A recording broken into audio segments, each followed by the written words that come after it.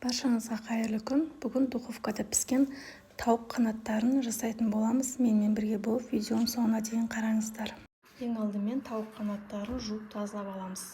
Одан кейін оған бір шай қасық тұз сеуіп араластыратын боламыз.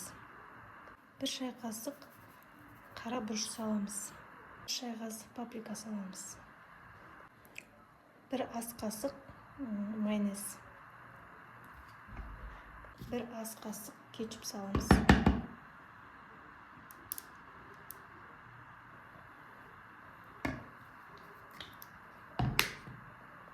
Сарымсақты теркадан өткізіп салатын боламыз, майдасынан.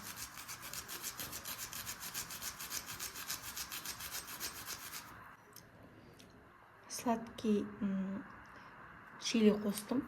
Бұны қоспасаңыздар да болады. Bir қасық.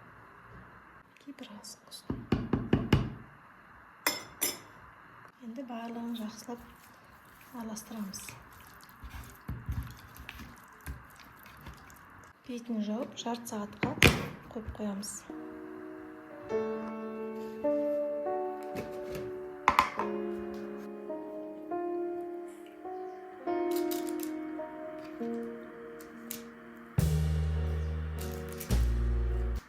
Менің арнама тіркелмесеңіздер, тіркеліп, лайк басып, комментарий бөліміне өзіңіздің пікіріңізді жазып кетіңіз.